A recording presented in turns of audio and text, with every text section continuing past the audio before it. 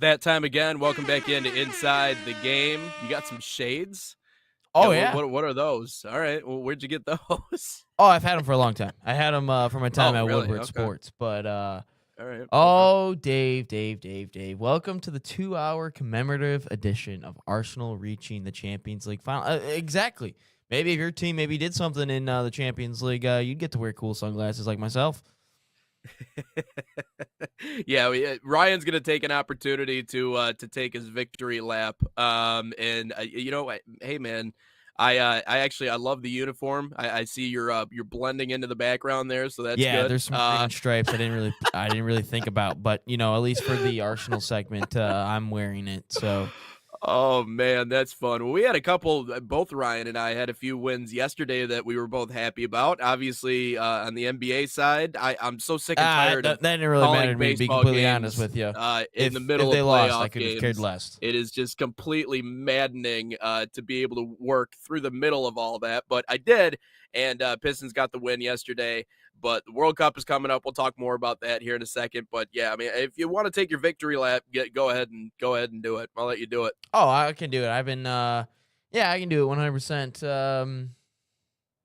This is my moment. I don't even care.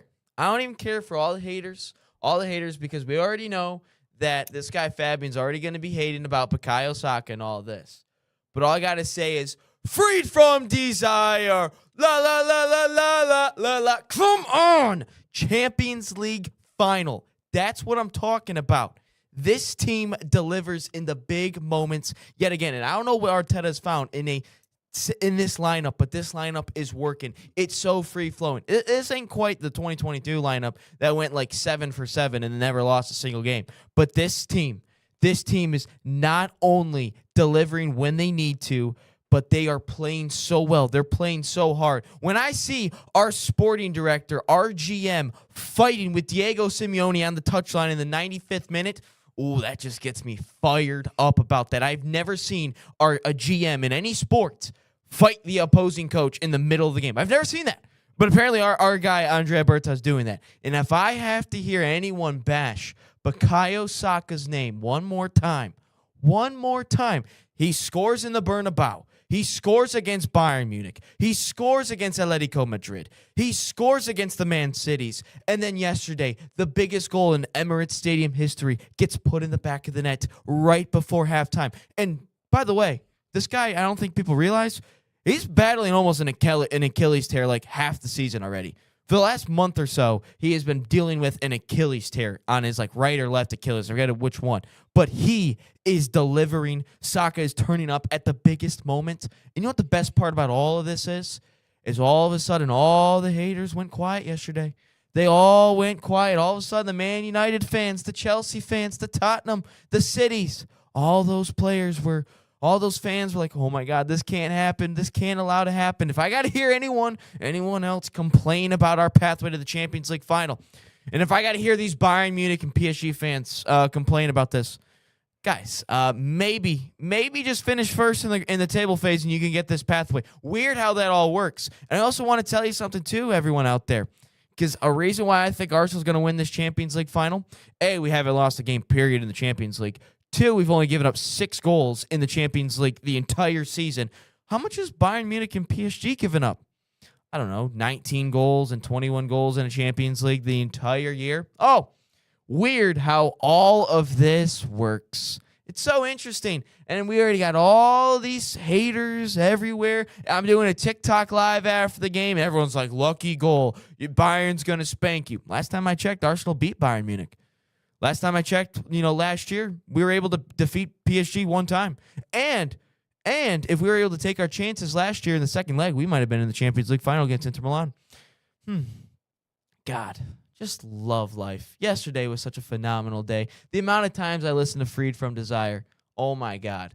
I was singing it on the way here, thought I was going to lose my voice. But this, my friends, getting to a Champions League final for the first time since 2006, nothing better. Nothing better. And give me either side. I don't care either side because I think we're winning. I don't even care. This isn't even being a slappy either. Watching the way we play and watching the way that those two teams play, I said it the other day, Nate. PSG and Bayern Munich is that inner city football team that's got all the 5-star wide receivers, the 5-star quarterbacks, the 5-star running backs. But guess what they don't have? They don't have an offensive line. They don't have a defensive line. All of a sudden, they play a private school team from the burbs who's got an offensive line, has got a defensive line. Disciplined football. That's Arsenal. Disciplined, structurally sound. That's what we have over here. But I'm just saying. Dave, come on now. He says, lose your voice. We should be so lucky. Dave, lose the Hearts again. That's all I got to say. Dave, they haven't even won it all yet. Ryan's taking a victory lap, and they got to the final match. I mean, this guy's doing laps around people. What's that?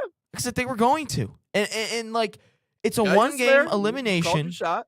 I've seen, dude, Miles Lewis Skelly. Oh my God, this guy too. I didn't even mention Miles Lewis Skelly. This 19-year-old, just bossing the midfield as a 19-year-old. Which, by the way, Diego Simeone should be fired for what happened yesterday. No way in the world you should be playing 10 men behind the ball the entire game. And if I gotta see Antoine Griezmann and Julian Alvarez get subbed off at the same time, and you bring in a whole bunch of no names into this team, I mean, come on. What are you doing? That's a fireable offense.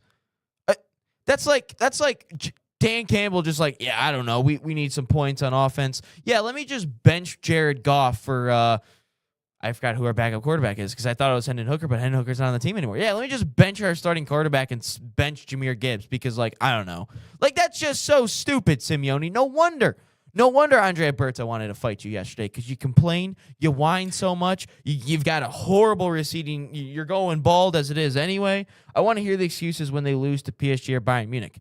Last time I checked, we beat Bayern Munich. Last time I checked, weird how that works, and we bossed them. Weird how that all works. And last time I checked with PSG, they're in a Farmers League, and they beat Inter Milan last year. So, hey, Fabian, can you tell me what time Real Madrid plays today? Can you tell me? What time does Real Madrid play? Just curious. Just curious. And don't give me any crap about these PKs yesterday because Trossard was fouled in the box yesterday. No call there. Antoine Griezmann literally ran through the back of him. No one called that.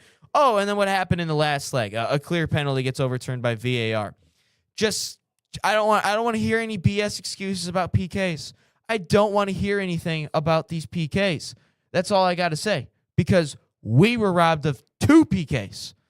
I don't want to hear anything. Oh, I didn't even mention the red card that should have been called. I don't even want to know about the red card that should have been called at the end of the game on Gyökeres. Denying a clear and obvious goal-scoring opportunity, dragged them back. That's only a yellow? God, I love this team sometimes, man. Yeah. They're clicking at the right time.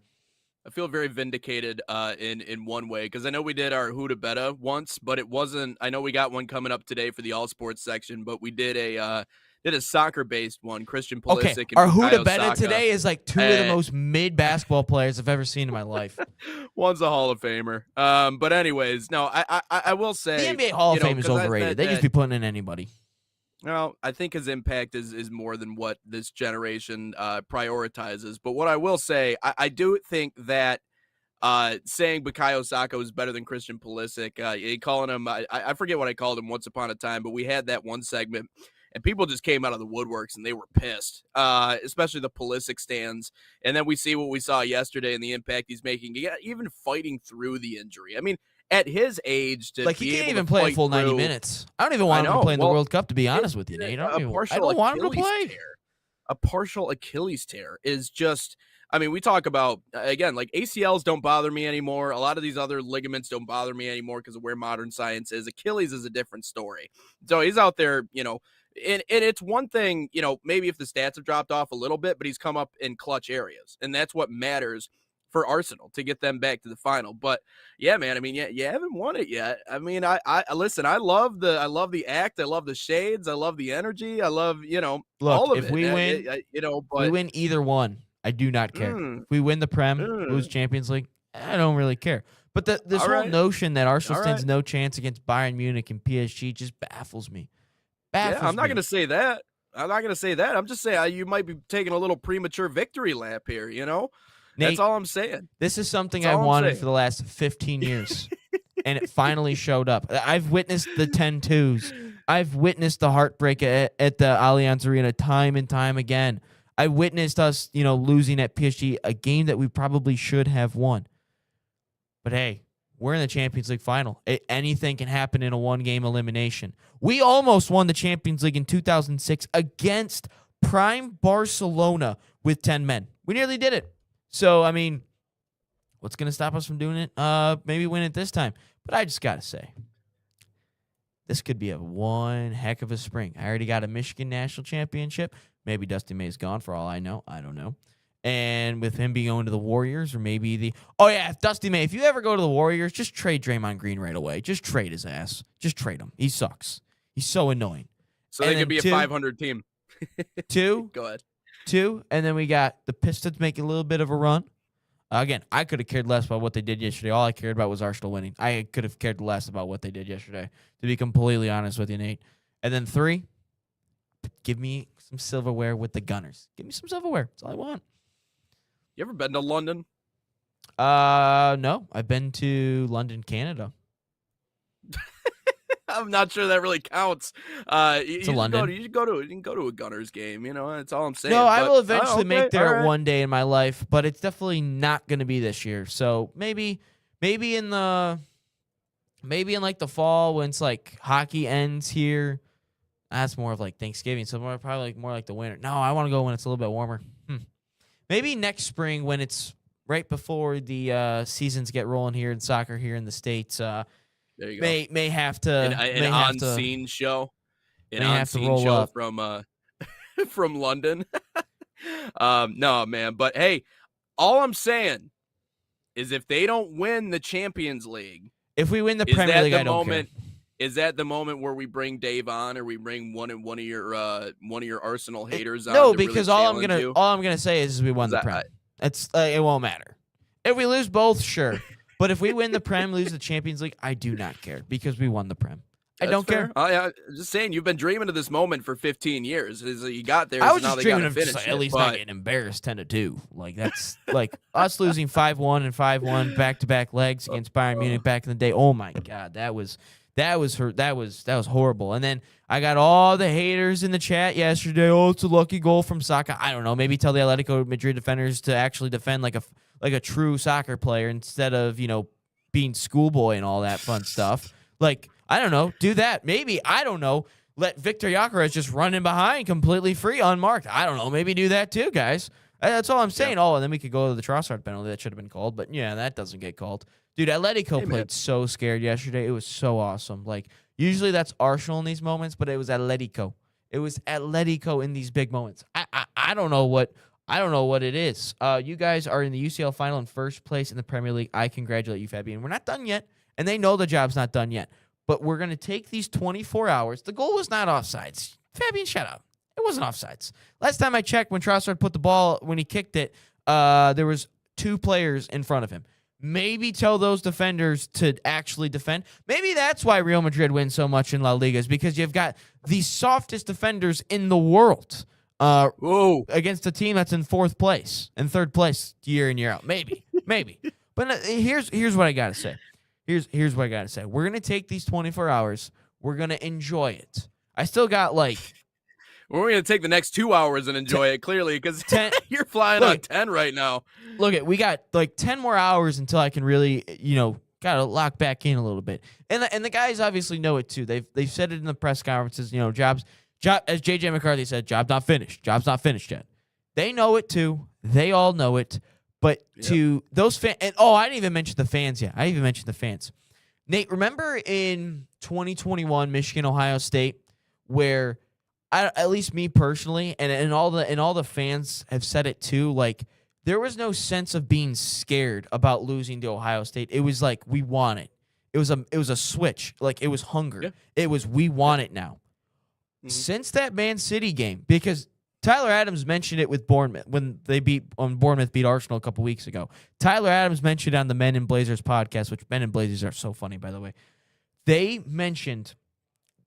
Tyler Adams mentioned that it was so scared there. Like they were playing to not lose. Since that Man City game, since that we lose, everyone goes level on points, all that fun stuff, there's been a switch. I don't know what happened, but yesterday Wayne Rooney's out here talking about how the great Old Trafford, the theater of dreams. He goes, this environment was way better than anything I've ever played in Manchester United. And I've played in Champions League finals. He said that himself. The players mentioned it. They talked about it. Hey, Schrock's in their big sunglasses inside guy. Hey, when your team makes a Champions League final, we can rock them. My man had some fun last night, so that's why Clearly, I went to bed at like 10 o'clock. Yeah.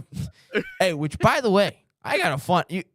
Make sure you guys follow Sports Nation TV on TikTok and Instagram and Facebook, because I'm going to be posting some really funny videos about what I'm going to be doing here tonight, later on, I think like 9 o'clock tonight. There's going to be some really funny things. I might have to show it up. If we got time on Friday, I might throw them up on the show. Obviously, no show tomorrow, but we have one on Friday. I will throw up some of those videos because I think it'll be a good laugh on Friday. We'll probably open the show with the videos I'm going to take today. But anyway, the fans, I think, are now turning into the 2021 Michigan football fans. It's all about hunger. It's no longer about this fear. Look, we've had it the last couple of years. We've been blown out by Ohio State. We've been blown out by Manchester City. We are finally at this moment. And the fans yesterday, they were like, I don't even think they sat down. I don't even think they sat down for a full 90 minutes. They were up on their feet. They were screaming. They were chanting, and that helped the players. Saka mentioned it in this. Saka was so pissed off that he had to do a post-game interview on the field. He goes, "You're taking me away from the celebrations. I don't want to do this anymore. Like, you're taking me away from these celebrations." And he's like, the fans were unbelievable. When we rode in today, it was unbelievable. And I think the fans are finally realizing that they are this close away from winning something massive. They are this close. They are literally 3 games away from winning the Prem. They are 90 minutes away from winning a Champions League final. They are 90 minutes away. This has not happened in 20 years. This hasn't happened in 20 years. They're so close. And the fans are starting to realize that they're uplifting this team. They are the ones that are taking this team just to that next step. And I think all the pressure has gone out the window with this team. I think they're just out there and they're like, you know what? F it. Let's go out here and ball. Fun. And Schrock, bet at 10 p.m. just means you were efficient, and I respect that. I was efficient throughout the day. I did a lot of stuff. A lot of videos were made, and a lot of clips were made. Some interviews were done. So I thought I was pretty efficient. Oh, and I got my lift in yesterday. Got my little boxing cardio workout in. Now I got to look at some speed bag work. But we're good. We are good. It was an efficient day yesterday. It was a very happy day yesterday. My mom, she saw I put on the Arsenal game. She walked out of the room. She's like, "I'm not watching this game with you." I'm like, "Mom, we are 15 minutes away from going to a Champions League final. 15 minutes away." And oh my God, the best part about yesterday is I didn't even feel nervous one time. Like, this team dominated yesterday, from first whistle to the final whistle. When my guy Andrea Berta was fighting Diego Simeone on the touchline, and then we got. Oh my God, this was hilarious too. The ball goes to the bench of Arsenal, the ball goes out. They just tuck that into the stands. They're like, "Go keep it." Just to the fans. Keep the ball. Then they're all getting yellow cards, which may hurt us which won't hurt us anymore. But man, what a day! What a day! Victory lap continues on the other end. Also talk about a little bit about the World Cup. Kansas City, apparently the bars are going to be open for 23 hours come World Cup time. So I feel like Ryan could have used that yesterday. Probably. 23-hour bar to celebrate his Arsenal championship. Nate, or getting to the championship, I should say. Nate, I have never screamed "Freed from Desire" so much yesterday in a 6-minute car ride to my aunt and uncle's house to use the gym. I just was screaming it. No, Fabian, I'm not going to do jiu-jitsu. But I've just been using punching bags and speed bags as my cardio now, because I could do that for 10 minutes and get a way better cardio session in than doing a 3-mile run that I typically do on most days. Just saying. Yeah. And all it did was cost me $30 to buy gloves. We'll be right back here on Inside the Game. Let's talk about FC Bayern summer soccer camps. Proud sponsor of the National Soccer Network, fostering football excellence across North America. Open to boys and girls of all skill levels, FC Bayern camps deliver elite training inspired by FC Bayern Munich's world-class philosophy. Select your city and start a promising soccer path. And right now, save $30 on registration by using promo code Bayern NSN30, or you can scan the QR code on your screen. Learn more at fcbayernyouth.com.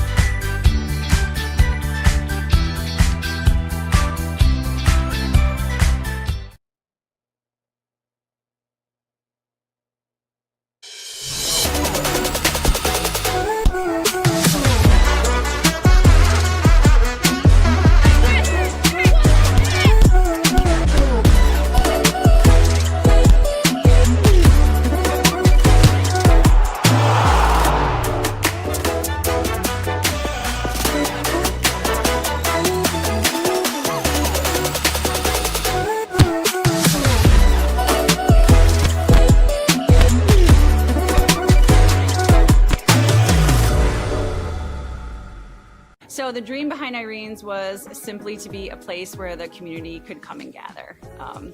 This is my hometown, we're raising our family here, and we just want to be a space where people can come together as a community and share a great meal.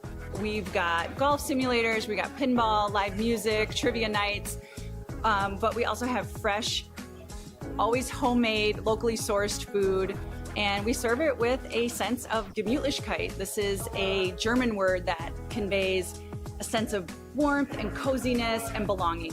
We're excited to show off how we're growing and that this is the place to be.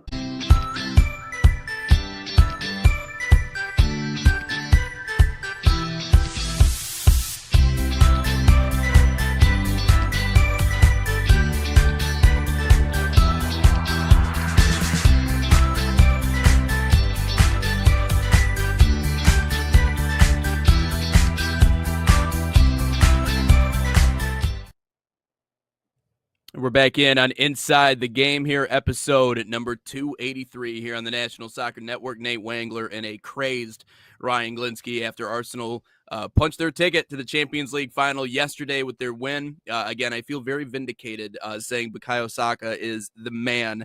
Took a little while, but finally came back around. I wanted to work this in. I know we're going to talk about Christian Pulisic coming up here in a little bit. Apparently wanted by Man United. I know his contract is expiring Not doing here. it. At AC Milan. But the World Cup will be here before we know it. Everything we've been doing at this network has been building up really to this this summer and this moment where the world will come to the United States. And you and I were talking about it this morning. You had actually mentioned it. The bars will be open for 23 hours in Kansas City during the World Cup. So all but 1 hour of the day, the bars will be open in Kansas City when the World Cup comes to the United States. And I got to say, I mean, when you got people coming from every corner of the earth, first of all, they're going to be a little jet lagged, right? Their body's not going to understand that it's time to go to bed. It's going to be 1 a.m. and they're going to be up like it's noon. So I think for these bars are going to get plenty of business, number one. But number two, shout out Kansas City, man. I don't think I've ever heard of a 24-hour bar before in my life. But they're going 23 hours. You need the 1 hour to clean up and make sure everything's, Yeah, okay you got to restock everything. Business, but yeah, exactly. So real quick, our IT guy, James Schofield is in the chat. He's like, Ryan looking cool in those shades. James, where are you? You were literally, I was literally talking to you like 20 minutes ago. And when I went to go step out of the studio for a second, you weren't there. What do you do? James, where'd you go? Okay. Appreciate it, James. Appreciate it, my guy. I would say these bars being open 23 hours, I think it's a great idea. I think obviously the business aspect, I think you're going to see businesses for the next, it's like 2 months, 2-month tournament, month and a half tournament, something like that. Probably like a month. I think it's a couple more weeks than normal. I think it's like 2 extra weeks. I think you're going to see a lot of businesses be open a lot longer. Not just the bars, the restaurants too, maybe the boutiques or whatever. I think you're going to see, and I mean, if you're being honest, I'm sure if you're a traveling fan from all around the world, you're going to want some USA memorabilia. James, you're in the other room? Okay. I didn't see you when I walked out. Okay. All right. James locked in on the IT. He's making sure that our broadcast runs smoothly this summer because, man, we got a busy summer, not only with the World Cup, but with all the games we're broadcasting here on our network. Which, if you guys are interested in watching some USL2, USLW, UPSL, WPSL, MWPL soccer, tune into our network. ABCD, LMNOP. USL Academy. Dude, we're locked in this summer. But no, I think we're going to see lots of places be open a lot longer just because you mentioned the whole jet lag thing. Like when I was in Las Vegas, I mean, this was 2020, February of 2020, right before the pandemic started. At that time, I was in high school, so I was still like sleeping in to like 11 o'clock, 12 o'clock if I could. And when I was in Vegas, I was always up at 7:30. Like no matter what the time is. Oh, it's brutal. So a lot of these, with a lot of the all soccer letters, all the soccer letters. Yes, James. So many different. It's a joke around here. We got so many different letters of teams, man. It's hard to keep up. But all these fans and all these people from all around the world. They're still going to be used to their mental clock, their sleep clock. Yeah. So it's going to be. So you're going to have to keep things open just for them to, make sure to pass the time and enjoy the nightlife here. And I also did see, so shout out who's the Atlanta Falcons owner? I know what he looks like, but shout out that guy yesterday who said, Arthur Blank. Shout out that guy too yesterday because he was asked about, ticket prices and asked about, concession prices and asked about everything inside Mercedes-Benz Stadium, which I don't even think they can call Mercedes-Benz Stadium during the World Cup. And they actually had to block off the Mercedes logo on the side of the stadium, which I don't know if you did. I don't know if you saw that, but they have to do that. Mm-hmm. But he mentioned, they were like, well, are you going to up your prices? He's like, no, I don't really think so because people pay so much, to be in our stadium for SEC championship games, bowl games, Atlanta Falcon games, Atlanta United games, all that different type of stuff. And he goes, I ain't changing my prices. He's like, it's $5 for, I think he said a beer and a pizza or something. And then it's $3 for nachos. I guess the prices are pretty low there in Atlanta. But shout out that guy too. But the economic boom and the economic, price, the amount of money that these cities are going to make during the World Cup, just in these businesses alone. To be honest with you, I wouldn't mind being an Uber driver for a month in the summer there because all my prices would be jacked up. It's going to take $100 to go down half a block. Yeah. Yeah. Everybody's going to benefit from it, certainly. But getting into the Christian Pulisic conversation hold on, real quick. How long do you think you could spend in a bar at one time without leaving the bar? How long do you think you could spend? You're with your best drinking buddies or just people you want to surround yourself with. You've got good food already for you. You can just order that and you can drink. How long do you think you could spend in a bar? Am I getting after it or am I just enjoying my day? I'm probably 6-7 hours, right? Yeah, 6-7 hours. Bro, this guy, he just. Sorry. Okay, I would say Sorry. I think I could do an 8-hour shift. I can do an 8-hour shift at a bar. Yeah. Okay. Especially if I got. All right. You're working at the bar, or are you just No, being? No, I'm just hanging out, having a good consumer time. Probably here? wearing my shades in another enclosed environment because that's just the smartest thing to do is wear shades in enclosed environments. Yeah, of course. Yeah, exactly. I feel like I said earlier, I felt like the shades are more of a choice for the morning after. Okay, so we got a couple people talking. They go, James says it's open 23 hours, right? He's gonna do the challenge, I guess. Fabian, I've spent the 23-hour challenge. 23-hour challenge at the Kansas City bar. I've spent $1,500. Fabian said, and then Dave says eating is cheating. Well, you're still spending money at the bar. Well, eating is cheating in the way of if you're in there to drink as much as possible. Food, absorbs the alcohol. So, I guess if that's that's the angle he's going after. But is this the same? Yeah, I get it. No, my strategy is always Jimmy John's gives out these foot-long day-old breads.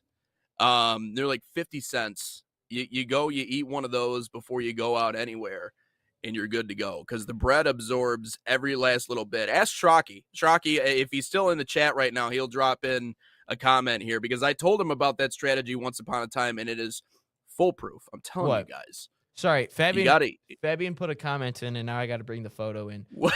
to see if I look like this guy. Sorry, Oh, what was boy. the strategy? No, yeah, eat a bunch of bread before. Get one of those day-old Oh. 50-cent breads from Jimmy John's. Do that, and then go to the bar for your 23 Yeah, no, hours. and you'll be all right. that's definitely a good strategy. Would I do that? That's what I'm Probably not, saying. because I would feel like crap. But this is who Fabian thinks I look like. He thinks I look like Tom Cruise from that 80s movie. I can see it. I can Tom see Cruise, it. basically. Yeah. Yep. You are going very 80s-esque, and for some reason the jersey does kind of with all the emblems on it. I mean, it's certainly there's a lot of resemblance there. All right. No, that's a right. flattering comparison there, Fabian. I'll take Tom Cruise, Fabian. I appreciate it, my man. Heck yeah. I'll take that I look like Tom Cruise any day of the It was week. called syndrome once upon a time, and that's not the most flattering thing. Let's see. Hold on. Okay, we got a couple people talking about this whole food thing. We might have to pull this conversation on pause. All right, so we got. Oh, you think I look like Tom Cruise from Risky Business? Okay. Let's see. I can see that too. I mean, I could see it's the that same too. person, and he's got like the same glasses. So, I mean, yeah, I'll put it in. I feel like that one's a little more accurate too. Okay. We got a lot of things going on here. Maybe James not the one said he did 12 hours on St. Patrick's Day. Shout out. James says eating is legally required 30-minute lunch break we get for our drinking shift. Hey, if you're putting in more than 8 hours, I mean, I guess you're allowed to have at least a 30-minute shift, right? Yeah, 23 hours. You better eat something. I mean, unless you want to be violently ill, which I guess it's not a 23-hour bar if you're not in the bar for 23 hours, right? Like there's no reversals here. Schrock is in the chat, and he mentioned that the bread strategy has extended. What exactly did he say? The bread strategy has extended my life 6 years. Hasn't it? Yeah, that's what I'm saying. No reversals. Not on my time. I don't know where I learned that, but yeah, bread is a lifesaver. I mean, I typically eat like a Chipotle bowl like 4 hours before I do like something serious like that. So like, okay. I guess that's a strategy. I still get my protein. You just don't like and bread. Everything like that. You don't like bread. Okay, so this is Tom Cruise Risky Business. Okay. I'm thankful you didn't put the scene of him dancing around in his undies on here. Yeah, that could have been another angle you went with. But yeah, I think that one's a little bit. Man, you should wear that suit jacket on the show. There you go, and then it would be perfect. I do have a gray kind of suit jacket that kind of looks like that. It's not really a suit jacket, but right. James says Ryan's on his way to the danger zone. I guess so. I mean, I'm basically going to be riding into the danger zone the last couple weeks here of the soccer season. Let's see. White Castle after drinking, says Fabian. Schrock says mistakes were made. Schrock says mistakes were made, and I am a better man for it. LOL. Schrock, man, I hope you didn't have any serious mistakes or anything like that. But no, he's just learned. He's learned over the years. You gotta give him a little bit of credit there. Schrocky was new to the whole. It wasn't much of a. He didn't really drink at all once upon a time. Now he's on Corona time all the time, even if he's like working on his roof or in his backyard or whatever. So it's always a good time for a Corona with Schrocky. But yeah, so any other Tom Cruise comparisons, go ahead, drop them into the chat because they're flowing here today. Do you leave the sticker on your glasses, by the way, or is those one of those ones that you can record with? It's a White Claw. So I got them through when I was doing Woodward, the White Claw Tigers tour. So we'd like go to like different bars and stuff. And the White Claw guy gave me the White Claw sunglasses. No, it's not a sticker. It's just like it might be a sticker. No, it's not a sticker. Oh my god, it's so bright. Oh man. No, Oh. no, it is not a sticker. So it's just a White Claw logo. Ryan, don't cry if Arsenal loses. I'll probably cry if they win. So either way, I'm probably gonna cry. So There's gonna be, Nate and knows the that's again. mistakes that were made. LOL. I will have a Modelo here and there. LOL. I do, but they were great mistakes. You know, they were formative mistakes. So Does it make good memories? Does it make for good stories later on down the line? Absolutely, Okay, absolutely. It does. then obviously Yeah. we're good. We're good to go. You know, I mean, yeah, I mean, flat tire, changing it in the middle of downtown Miami. We, you know, like, yeah, I mean, like, just some fun stuff with Shraki and I. Also, accidentally watched a 2-time Cy Young winner, which was interesting. That whole trip was weird. Miami's a great place. It's a destination. All right, like I'd say there. I'd say obviously Los Angeles, which did that experience once, never going to do that again. Yeah, probably New York I would put on there is probably like the top 3. Chicago's probably on there as well. I don't know, but it's a destination. Water's a different kind of blue down there. I will say that. All right, a couple more comments. We should probably go to a break and then talk about Pulisic, but we'll get to these last couple of comments. You guys are absolutely wonderful today. Love all the support. Make sure to hit that like button if you guys haven't already. Ryan's living that ain't no loss with White Claws life. Appreciate it, James. Fabian, Detroit Tigers bench is cleared. Arsenal won and Pistons played. Pistons won again, fortunately. Yeah. Almost said unfortunately. Which, by the way, I tuned into ESPN Cleveland yesterday because I know Kevin was on. Dude, Kevin was crashing out. Kevin Arnold yesterday, who we had on the show yesterday, was crashing out on ESPN Cleveland yesterday. So that was wonderful loss. He was just complaining about the turnovers, which if you're getting locked up by Duncan Robinson a little bit, there might be an issue with your basketball game. Dave, the future's so bright. I gotta wear shades. 100%. The Arsenal future is so bright right now, and I'm loving it. And then Fabian, I watched the movie last night, Draft Day, and thought of the Detroit Lions. Well, that one was actually about the Browns. I don't think the Lions were even mentioned in it at all because the Seahawks are mentioned in there because they're like the trade partner. I mean, the Lions definitely will not do anything like that on draft day. So I'm glad you thought of the Lions, though. They'd probably be stupid to trade all their 1s and all their 2s for like the foreseeable future to draft what? Well, it was a linebacker number 1 overall or whatever it was. That'd be very Lions-esque. Interesting. Coming up next here on Inside the Game, we'll talk about Christian Pulisic. We can also mention the USL and their agreement with the players that's been agreed upon, the collective bargaining agreement. All that and more coming up next here on Inside the Game. Experience the thrill of the game like never before with NSN's Game Rewind. Dive into full match commentaries enhanced with cutting-edge dynamic graphics, letting you relive the highs and lows of your favorite matches in astonishing detail. Whether it's a championship win or a legendary play, NSN Game Rewind bridges the past and future with a broadcast experience designed to captivate. Call 586-304-4405 and start watching today.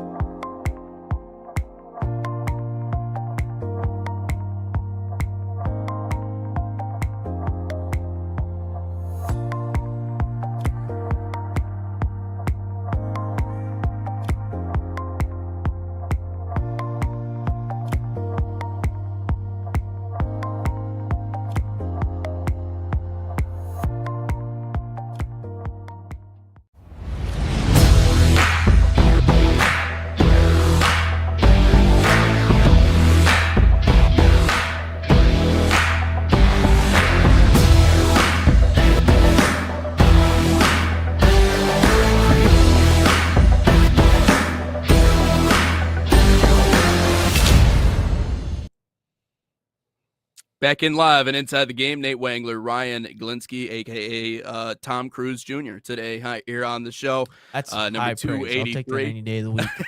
It's better than being called Marcus Mariota. I used to be called Marcus Mariota. I was like, dude, I don't want to be Marcus Mariota, man.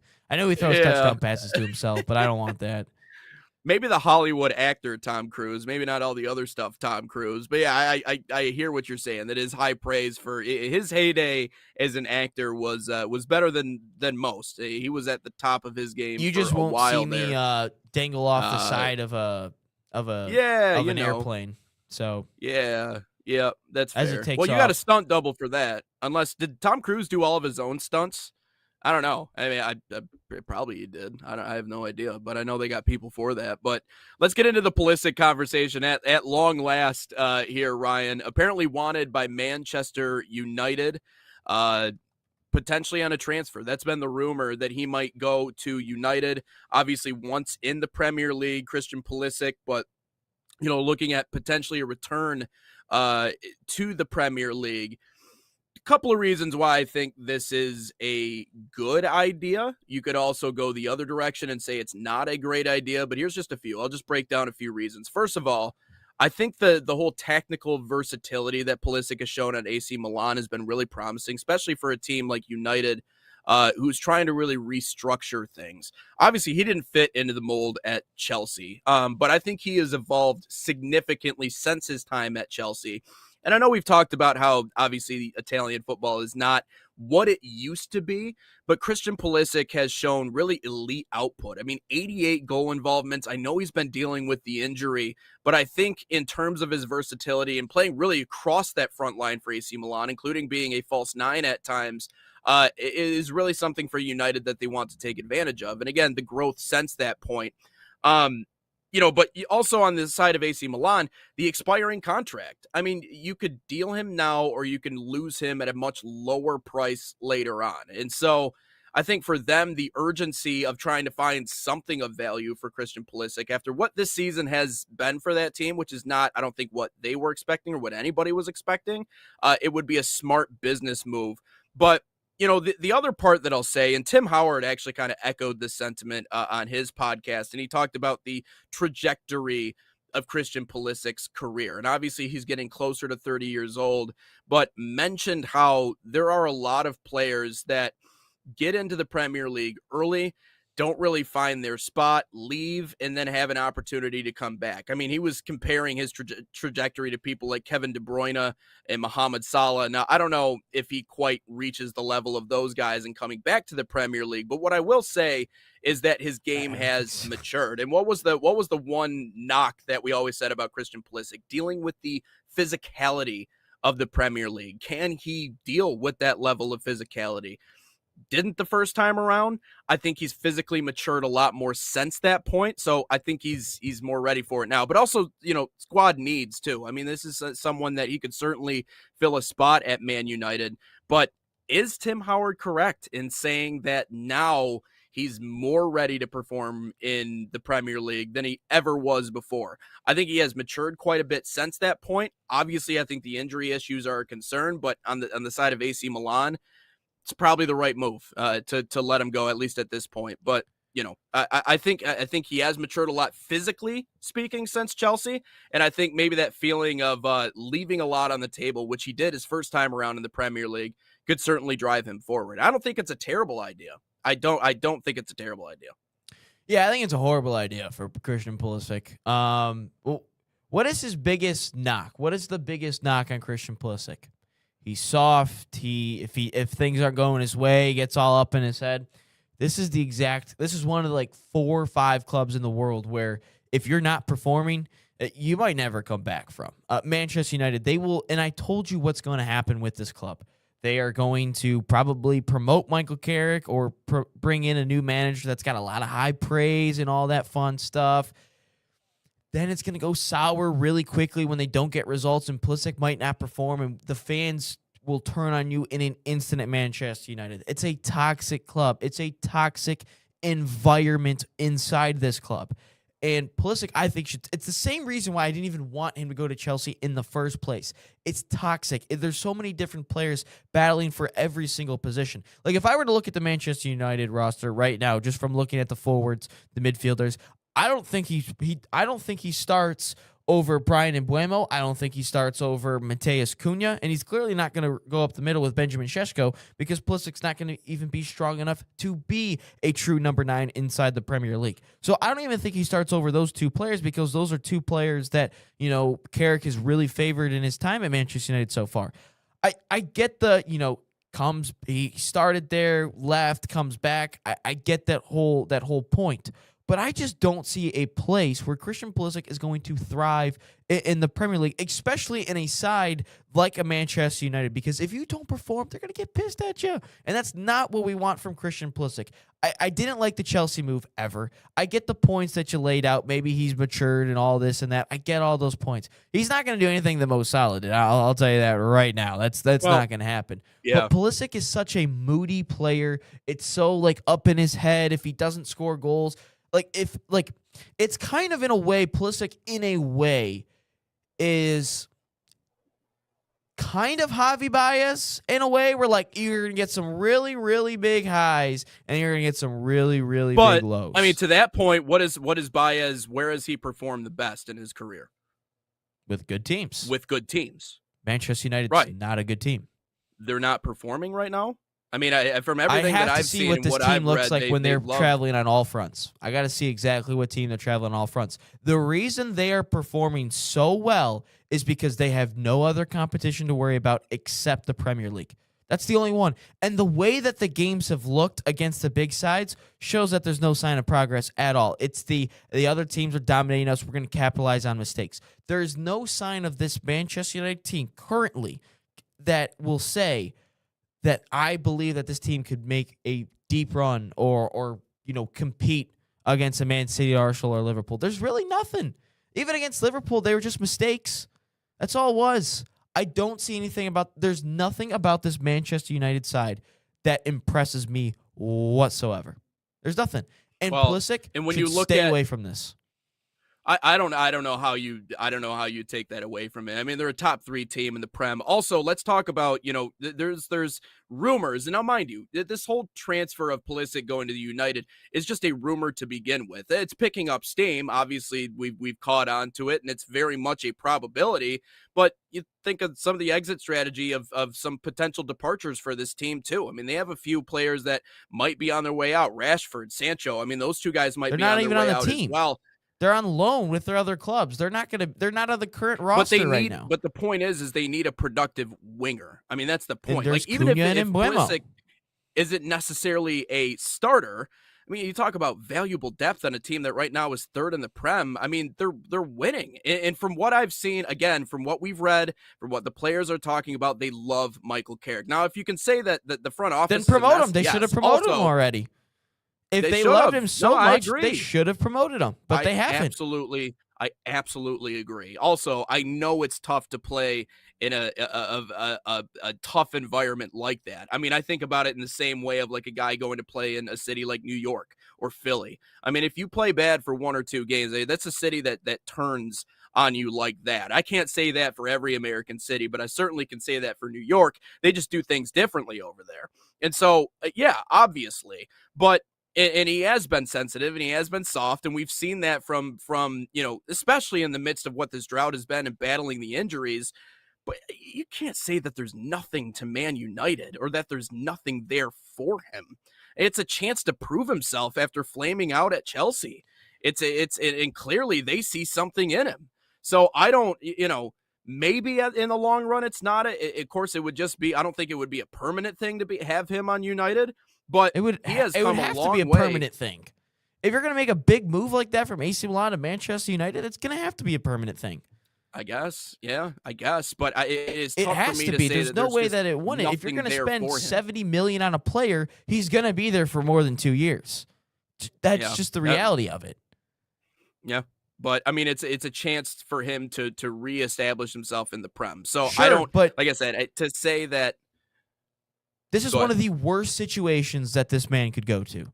One of the worst situations. It's like he's not learning from his mistakes. It'd be like going back to Chelsea. That's basically what it is. It is they're going to overpay, they're going to overbuy players, they're not going to be able to compete. It's the same cycle with Manchester United. I've been over it time and time again. If Michael Carrick was the guy, they would have promoted him by now. They would have promoted him by now, and he would have got all of his scouting situations and all the targets that he would want to buy this summer ready to go. However, Carrick's not doing that because why? Because he's not the permanent manager. He is the caretaker manager at the moment. And they're going to, Manchester United will most likely bring in another manager is what my guess would be. Because Carrick in his times as being a manager has consistently done this after things have gotten rolling. He's consistently did it. He did it at Middlesbrough. And he's probably going to do the same thing at Manchester United. But there is nothing about this current group of Manchester United players, this Manchester United team, that tells me that they're going to be able to compete on all four fronts. There is nothing. I mean, you can say that you don't, and I agree. They should have already. I think Michael Carrick is perfectly capable of being the man for Manchester United, but you can't deny the results that we've seen from him since becoming that guy. Nate, I mean, the 10 results wins, are 2 draws, the results 2 are losses he in got 14 gifted games. goals against Man City and Arsenal, and since then there is you're not just a result making that I have seen excuses. that has truly impressed me with the way that they've played. You're just There is making nothing that has impressed me. excuses. These winning games. How is it excuses? I mean, what? It's Nate, for watch winning the matches. games. There's nothing impressive about this team. There's nothing. So when people were saying all the time that Arsenal was just good because they were just good on set pieces and they were boring in the way that they play, but it was effective. They were winning matches. Nate, They're like, you can't deny that. Nate, there are certain ways where you can tell a team is going to dominate games and they're going to be a dominant force in Europe and in the Premier League. The way they play and where they're gifted goals, where all they're really doing is trying to pounce on mistakes. They don't have a true identity for this team yet. There's nothing. They're just out there just playing.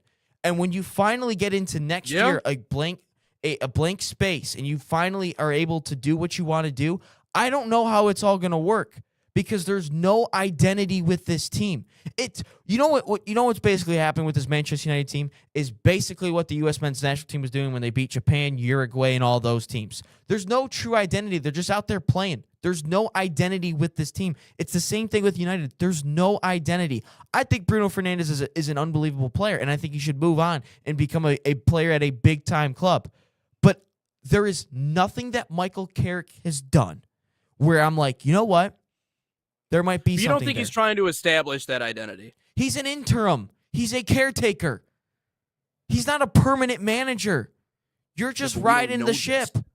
It's the same thing as Ole Gunnar Solskjaer. It's the same story. It's the same exact thing. Yeah. All I'm saying is if the players, like, if they had their druthers or if they had their way about it, he would be there. I get it. Sure, but then why haven't they made the decision yet? It's not like the Tampa Bay Bucks are in season right now. Yeah. No, I get it. Yeah, you and I can meet halfway on this if we're going to go after say the front office doesn't know what they're doing. But at the same exact time, would it be a risky business decision for Christian Pulisic? Yes, but I also think getting out of Italian football, it probably would not be the worst choice ever. You want to get back to the top domestic league in the world. And so I wouldn't blame him one iota for wanting to go to Manchester United. But if you and I are gonna agree on one thing and blame the front office for their lax approach to securing someone in Michael Carrick, who I think could easily establish an identity in a winning culture, be the manager. Then yes, I think he should be the manager. Well, but wish I could reach through the screen and shake your hand right now. He should be the manager. Yet at the same time, he's not doing what a full-time manager does. He is just putting stuff in place. And this team, the expectation isn't there yet. Yes, exactly. And when this team is playing 3 times a week, they're not going to have the squad depth to do it. And when they're hopefully they don't lose to Grimsby Town in the Carabao Cup or the FA Cup, whatever it was this year, in the first round, because they're going to make a deeper run in the Carabao Cup and the FA Cup, and that is going to hinder their chances of making runs into the Premier League. They're not gonna have the depth to do it. That's your point that you're getting at. Like, what we're seeing right now is just kind of a farce. No, we've gone completely off the whole Pulisic thing. I think Pulisic should stay away from this club as far as possible. I don't care what he does, but this United team is not. I don't think they're capable of even doing it, of competing on all 4 fronts. They've shown absolutely nothing. They've shown no proof that they can do it, and I don't think they can.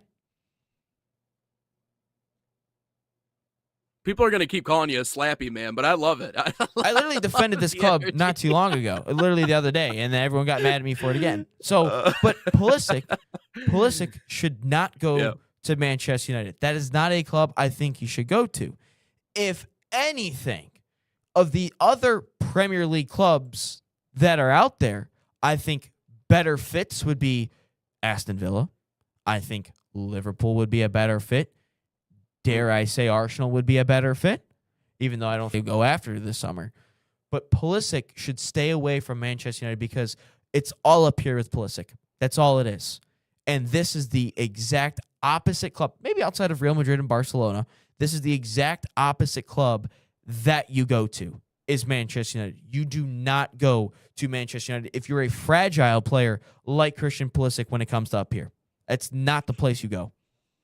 Should be an agent, man. I mean, if it was up to you, like he'd be on Arsenal, he'd be on the Gunners tomorrow, man.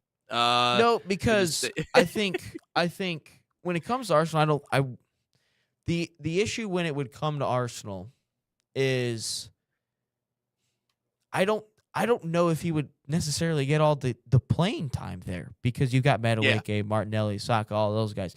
I wouldn't even really want Christian Pulisic on this team, to be completely honest with you, because I think it kind of goes his play style would. I think Arteta doesn't want weak-minded individuals, and I think Pulisic is a little bit weak-minded in the head a little bit. Sorry, No, you're good. No one out here is making documentaries and complaining about how harsh the media is towards me. Him and Arteta would not go well together. Well, USA Soccer is going to make him the focus because, I mean, he's our guy. Let's just hope he's our guy. I'm not disagreeing with that point. Yeah. But let's talk a little bit about what's going on here on the home front on the other end here on Inside the Game. USL new collective bargaining agreement. The league minimum has come up quite a bit. And if there's one indicator of progress or growth in a league, that's a pretty good one. And it's come up a significant amount. We'll talk about that on the other side. First, Barca Academy is a proud sponsor of the National Soccer Network. Thank you. And the official academy of FC Barcelona in the United States. Designed for boys and girls ages 6 to 18, Barca Academy camps follow and replicate the FC Barcelona game model. Same philosophy used by Barca's professional coaching staff. Right now, you can save $30 on registration by using promo code FCB30. Again, that's FCB30, or scan the QR code on your screen. Find a camp near you at fcbarcelona.us/camps.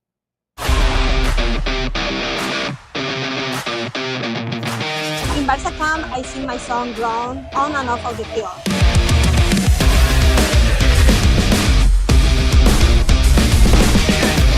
Don't miss the time to register. Sign up now for Barca Camp.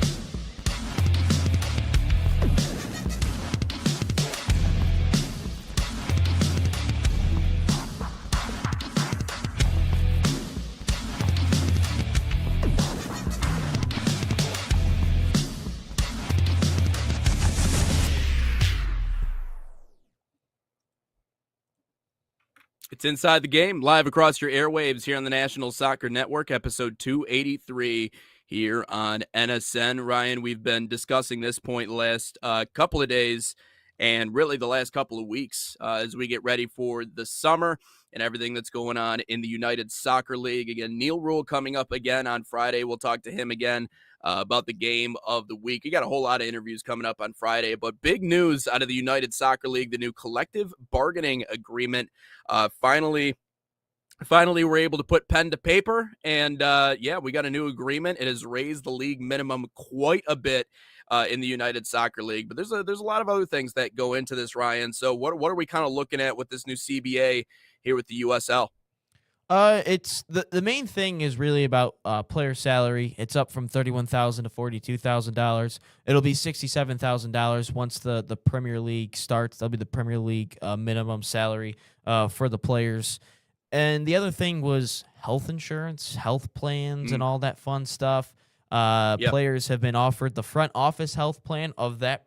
So DCFC players could have the same health plan as their front office. However, I think based on what I've been reading and hearing, the players want their own separate health plan. They want their own thing from everything else, which I guess that's fair. But I mean, it's going to take a lot longer to get done. But it took almost 2 years to get this thing rolling. And then the other thing, just a couple quotes from John Marissi, provide a new return for the players who are earning well under $100,000. Now that money is useful because it funds the Players Association. A lot of work was to cover their dues for players, which is cutting into their everyday compensation. Also, I think the win for the league is that they were able to get 25 championship clubs, USL championship clubs, to come to an agreement. I think there's like 30 some odd teams in the USL championship. But the biggest takeaways in all this thing is they're going to get more money, a new health insurance plan. They're going to get some sort of NIL name, image, and likeness going on with their clubs also for these players. That's a big thing that they wanted to harp on, and they wanted to help with fund the players associations. That's just the main takeaways. There's a couple other things that have to be ironed out, but those were the massive things they have to get done. And now we won't see the opening minute of USL Championship games where players are just standing around. Yeah, and it is so reinvigorating to see this Players Association and the work they've done over the last couple of years to really close this job and get these guarantees for the players. I'll take a page out of my career so far and what I've seen in the baseball realm, because I do think it's relevant. When we talk about minor league baseball, when I started pre-2020, just as an intern, one of the main gripes about minor league ball was just the brutality of the entire experience. Number one, nutrition isn't what it is now. I mean, the Oakland Athletics got dinged for feeding their guys grilled cheese sandwiches after games. I mean, that's just how it was. Also, you had host families. These players did not have their own apartments or anything. They just had to live with whatever family was willing to host them at the time. Also, the minimum earnings as a minor leaguer or as a professional in general was dirt. I mean, you didn't make anything. You made nothing. The only way that you would ever survive off of money in the minor league experience is if you had signed a good signing bonus. That's it. I mean, the guys would live off that. And honestly, I mean, if it was big enough, you could probably retire on it. But the discrepancy between the top earners and those who were just in the league because they were picked up or signed as a free agent, I mean, the discrepancy was massive. As a matter of fact, I had a conversation with a guy yesterday who played before 2020, and he echoed all of those sentiments. And I want to give a shout out to someone that I work really closely with, Emily Walden at The Athletic, has done a lot of great work in that regard. But with the new, the Players Association came together, and there was a real movement in minor league baseball to come up with at least guarantees, right? Number one, we're going to get away from host families. Like, we're going to put you up in apartments, nice apartments. We're going to step up the nutrition, the earnings of minor leaguers. They make a lot more baseline. They make a lot more. Obviously, signing bonuses have gone completely bonkers over the last handful of years. But there are so many more guarantees when it comes to treatment of minor league players. And because of this, we are seeing them flame out a lot less early. We are seeing them be far more productive. And also some of the other nonsense that went on around the minor league experience is not happening anymore because they recrafted not only the schedules, but the money component to give these guys more guarantees so that, again, they don't feel like they have to defect or do these other things in order to, be able to stay in the United States, especially for the international players. Now, when it comes to the soccer side of this conversation and talking about the USL, players' rights, guarantees, more money, in all of this coming together under the one thing that Joel Nash said during our interview with him is a collective effort from all of the clubs involved to make sure that not only their players are compensated fairly, but they're looked after, they have guarantees like health insurance, and they can do all of this to make sure they get the most out of them. The focus in the USL has been on the players. It's not been on raising the bottom line and just making more money. It's not on creating an entertainment first product. This is about the focus on the players. And it took a long time and a lot of strings to be pulled and a lot of sacrifices from the USL as well as the players organization with all the work that they put in. But this is going to raise the level of play in the United Soccer League.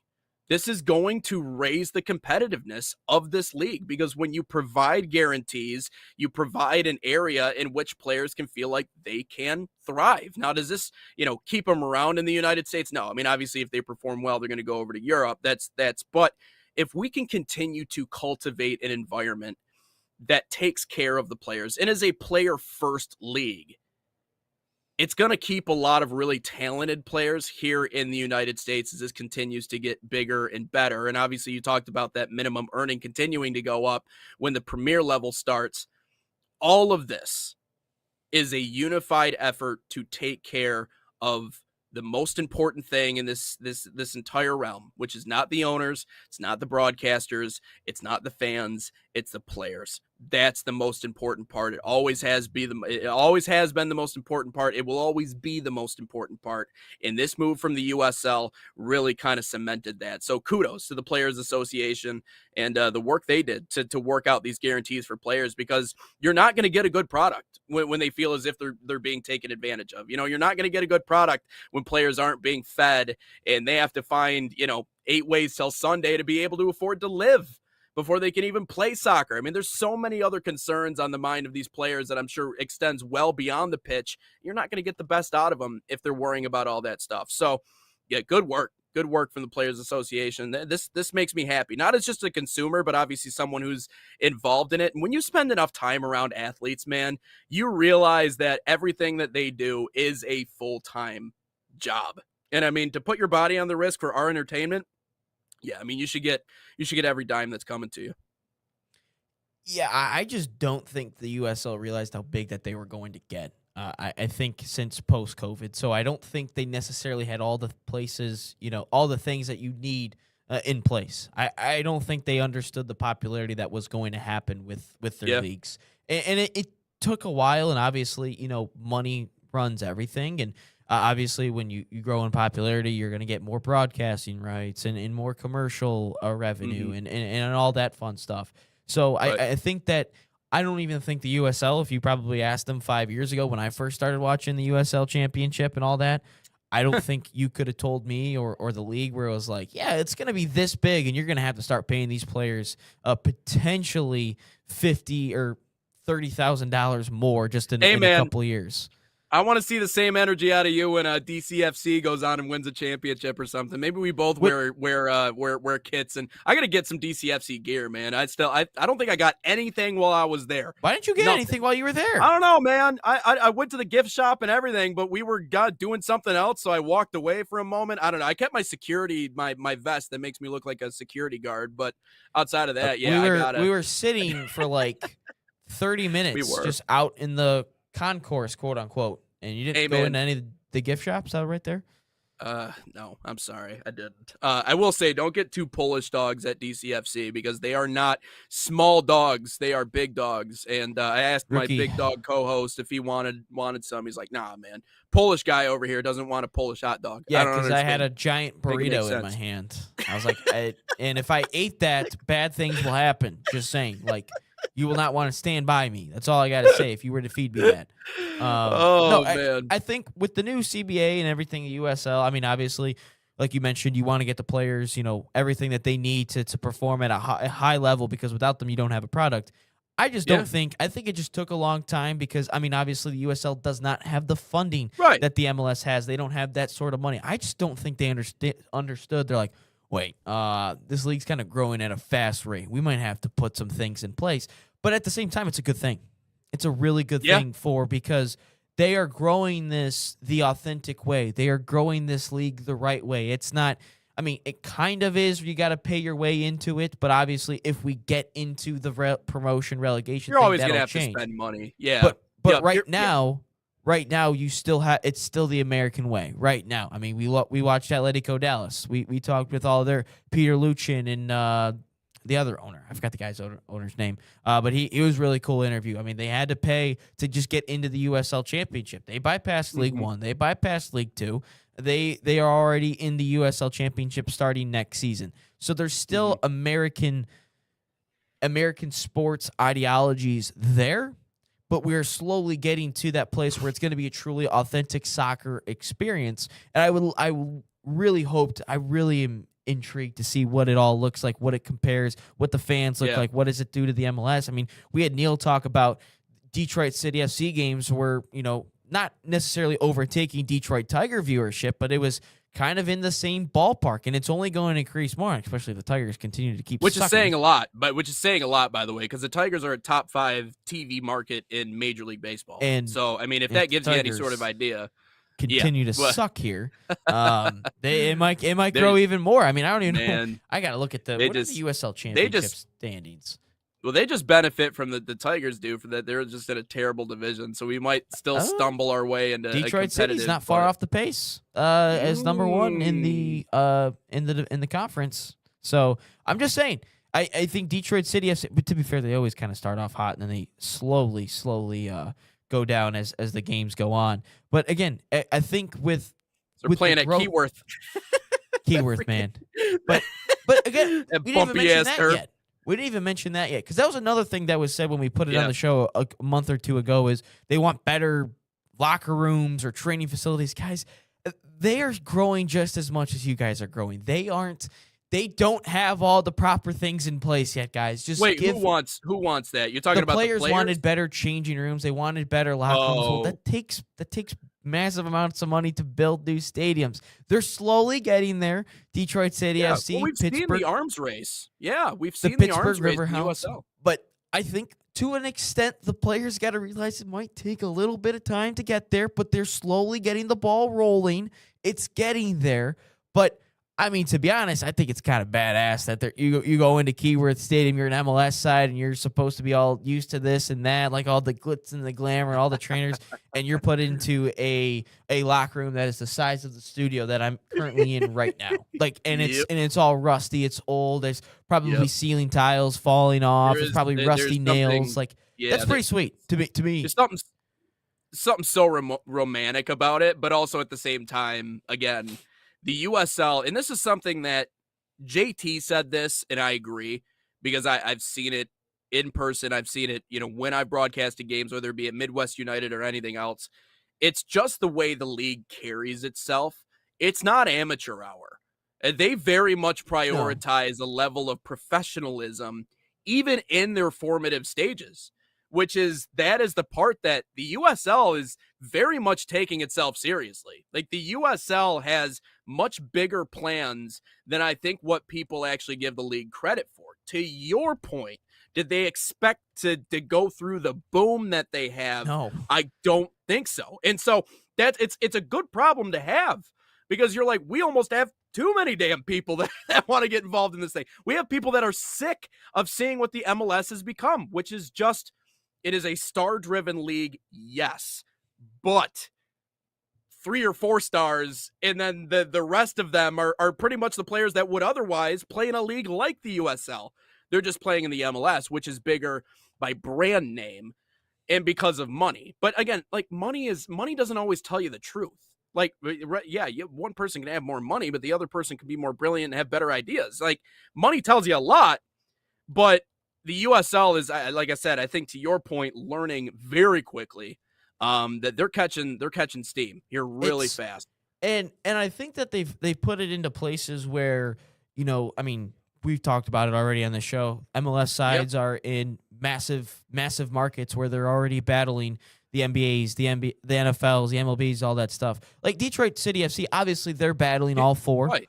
They're battling all four. But if I'm looking at, I mean, Louisville City, they don't have anything. Charleston doesn't. North Carolina, yes. Hartford, no. Loudoun, no. Rhode Island, no. Indy, yes. Tampa Bay, yes. Miami, There lots of competition there. Birmingham, no. Tulsa, no. Sacramento's got 1. New Mexico, no. El Paso, no. Phoenix, a couple. San Antonio, 1. Orange County. Well, you get the point there. I mean, the rest. I mean, Vegas is the only other one. But I mean, Dallas, yes. But they have a good community out there already as it is, and we already talked about it with all their people.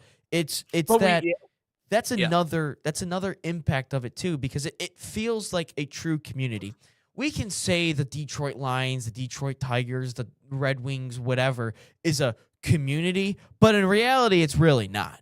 The only community is just the fans. We can say the owners and do this, the teams do this, the players do it to an extent, sure, but there's not a true community feel. I feel personally with all those Detroit teams. Detroit City FC, much different. Yeah, well, and I mean, you saw the hate for the MLS while we were there.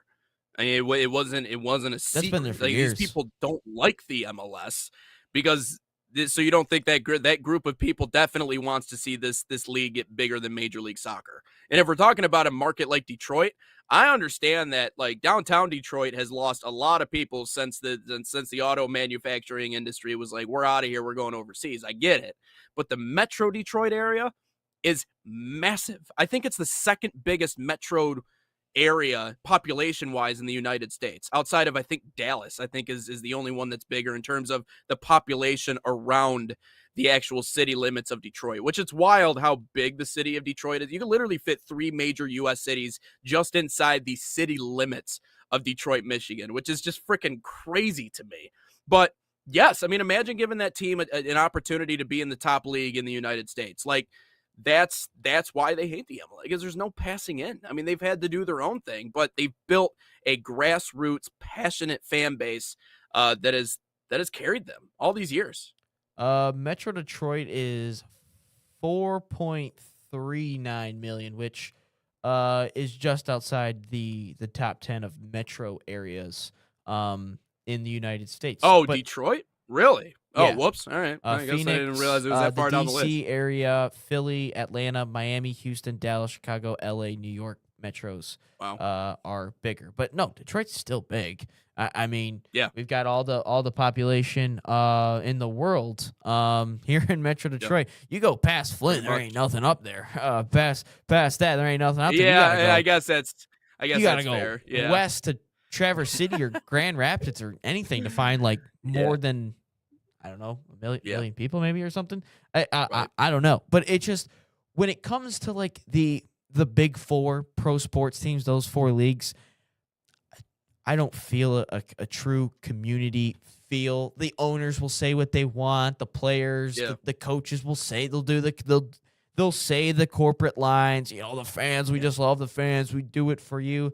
Yet it doesn't feel that way. It never really has. To me personally, you might disagree, but to me personally, I've never truly felt that way. But when it comes to DCFC, I think it's much different in all that stuff, and I think USL is doing it obviously the proper way. But then I look at other leagues, in the United States, other soccer leagues, and they don't have the same followings as those teams do compared to the USL clubs. And I think it's taking some time. I'm sure maybe the players a couple of years ago were pissed off about all the different things, and rightfully so. But just know it probably takes a lot of time. It takes a lot of money. It takes a lot of new stadium infrastructure to get things proper. And I think they're slowly moving that way. And I think it's going to be, I don't really know. Like if you were to take the superstars, if you were to take Messi, Heung-min Son, if you were to take those foreign superstars out of the MLS, I don't necessarily know how much the league would last. I truly don't know in terms of the viewers, in terms of the money and all that, because I think eventually the USL is going to start taking some of those viewers away, because John said it on the show. I know we're like rambling on a ton here. I know there's a couple comments coming in. John said it back in the show when I got in, and oh my God, I just lost a train of thought. Oh wow, I was reading comments, guys, and you guys got me all messed up. I completely forgot about it. Oh man, well, hey man, there's something that John said I was going to give him credit for, but I completely forgot about it. Thanks, Fabian, James, and Schrock. The comments are, Fabian, why do university like soccer athletes from other countries rather go to? I don't know what the comment actually is, but Schrock responded, as a former small college SID that worked with the soccer teams, the talent tends to be better and an opportunity for those wanting to move up in American soccer. I'm sure they're talking about college soccer. James, Detroit fans are so rabid. We might as well be the biggest city in the world. Sure feels that way at certain moments in time. But to be honest with you, James, I don't really want to drive down expressways that are 7-8 lanes wide. I'm completely fine with the 3-4 maximum. Yeah. So I don't want to be too big where we've got to have 8 lanes on an expressway. I would rather just chill with my Probably 3. could use another one though. With how Detroit traffic is. But no, then I'll just say create this more before, traffic. That's the common That's true. misconception. I'll say this before we head to break. I know we got to get to Who to Betta as well as thanks, Dad. our all He says sports you have content. CRS. Can't remember shit. I was getting I'm doing so many different things here, Dad. Get back My to man's work. just on one today. Get back to work, Dad. But I realize it does. Which, by the take way, time. that dude forgets many more things than I forget. I mean, he's got a few years on you, Ryan. You just start to forget stuff once you get to 30. You know, I'm Hey, Dad, almost when's there the too, and Bruno I'm Mars concert? Was it forgetting. the weekend before? The weekend after? Oh, wait, it's this weekend. My bad. He asked me that question for like 3 weeks.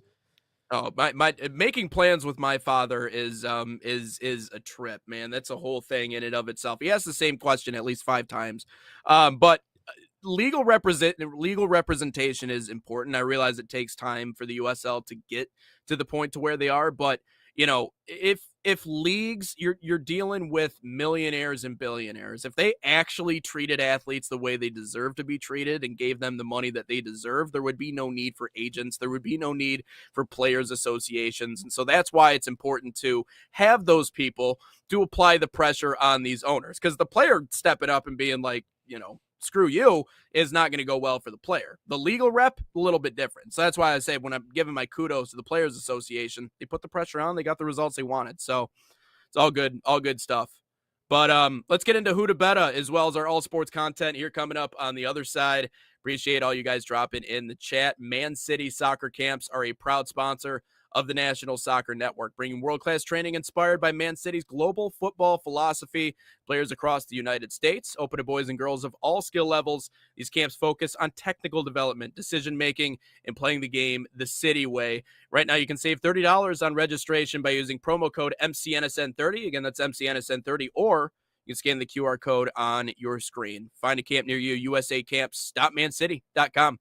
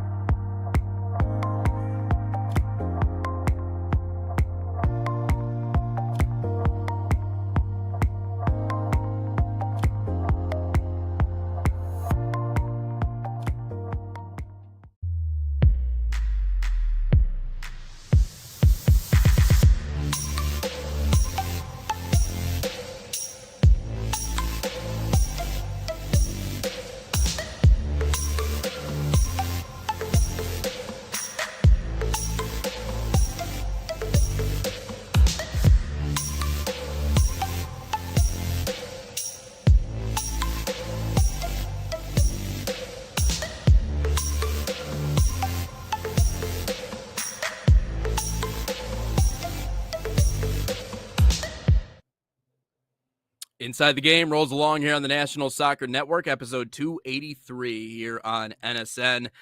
Getting back to one of our segments we love to do week after week that I feel like we haven't done in like a month. I don't remember the last time we did Who to Betta.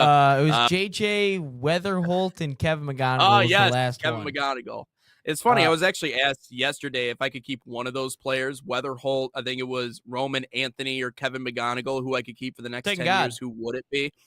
I would also take God, but without being biased, I said Roman Anthony because that dude's just a beast. But anyways, so there's a couple comments coming through the break. I gotta say this one to James. This is a great comment coming from him. I'd say this might be the best comment of the day. He goes 3 to 4 lanes. Where's that at? It's 1 to 2 and then cones.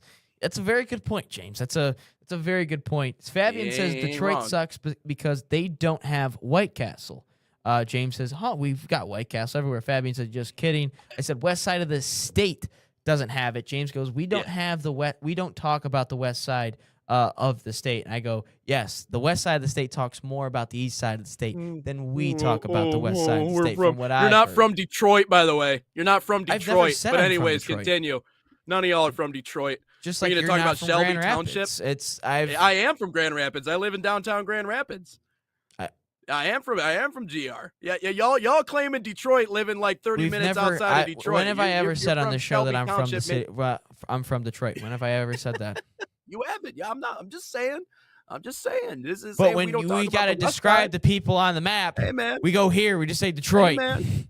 Yeah, we got the best boxer of all time. We got a president from Grand Rapids. I don't know, man. I mean, we got some other notable figures. So I mean, from what I've been told, from Stick over at Woodward Sports when he was doing radio on the west side of the state, he goes, the west side of the state cares way too much about the east side of the state of Michigan. He goes, the east side don't even care about what you guys are doing over there, but you guys care way too much about what the east side of the state is doing. I don't think I've ever woke up and thought to myself, man, what is the west side of the state? We get a little east side, west side beef here on the show. You're on Inside the Game. I like that. Let's go. James says, I'm from a mile north of Detroit. LOL. Close enough. Yeah, I guess that's close enough. No, ain't Detroit, so can't claim it. Aren't you like a mile outside of Grand Rapids? No, I'm in Grand Rapids. I am in downtown Grand Rapids. I'm inside city limits from the 616. You're just outside real downtown Grand Rapids. You're like basically the burbs. I could literally throw a stone and hit a building downtown. Probably not. I mean, it'd be quite a toss, but James, what I would say is the equivalent of you being from Detroit is the equivalent to Nate being from Grand Rapids. So yes, you can claim it, James. I will show give you that where props. In the city limits I am. I'll show you where in the city limits I am. I will. I'll do it too. I'll do it if you want it. And I'm just saying. Fabian wants to know what boxer, which best boxer of all time. You might start an argument here. Floyd Money Mayweather. There, Fabian. That's not Muhammad Ali. Initially. So no, I wouldn't say he he's the best also boxer. isn't a heavyweight. So I mean, you can't really compare the two. Yeah. Muhammad Ali, greatest of all time. All right, let's get into the weakest Huda Betta of all time we've ever had on this show. This doesn't even ponder a Huda Betta at this point, but based on because we already know. But based on But yeah, go ahead. But based off social media world, this has to be thrown in there. Props to Nate for putting this one in there. Huda Betta, Austin Rivers, or Draymond Green. This is what we've come to in this world. Man. Go ahead.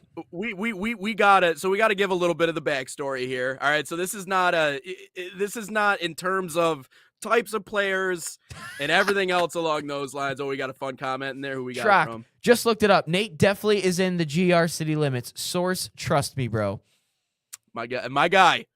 You should trust him. Hey, he's a trustworthy fellow. That Schrock guy. Schrock says, in all seriousness, I will report back after my trip to GR this weekend. Look at you two hanging out. Are you two hanging out this weekend? I guess.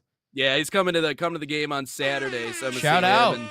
Him and them. So yeah, Schrock will be the moment of truth if Nate is truly from Grand Rapids or not. I will say the ballpark's not. That's in Comstock Park. But anyways, this Huda Betta. Draymond Green, obviously Steve Kerr will not be the coach of the Golden State Warriors anymore. It better not be Dusty May.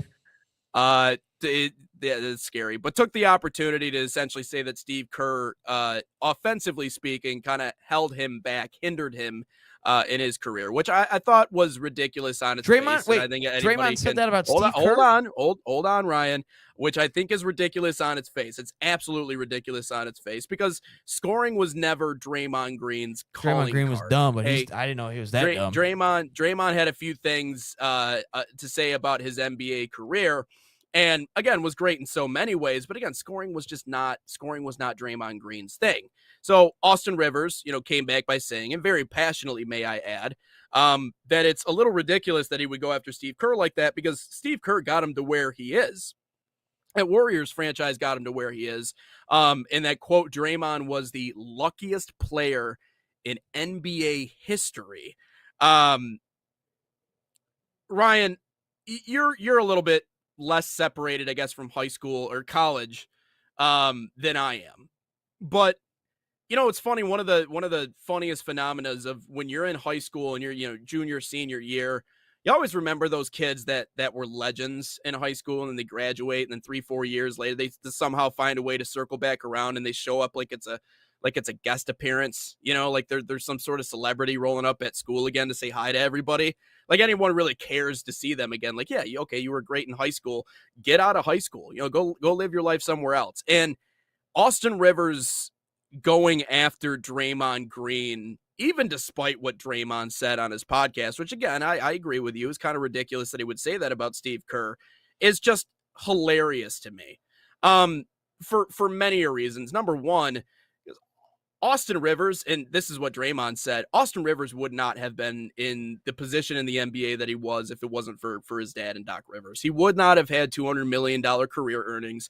He was a washout in the NBA. In college, he was the man. I mean, he was headline news at Duke. I mean, Draymond Green was a workhorse at Michigan State, but he wasn't grabbing headlines the way that Austin Rivers was. I mean, in high school, they averaged about the same points, but I mean, Rivers had a lot more acumen, and again, a 10th round draft pick in that same draft that Draymond Green was selected in when he was selected 35th. So in terms of head starts into the NBA, not even close. Now, here's the thing about this current culture of basketball fans, and it's one of the reasons that completely turns me off to basketball in the NBA.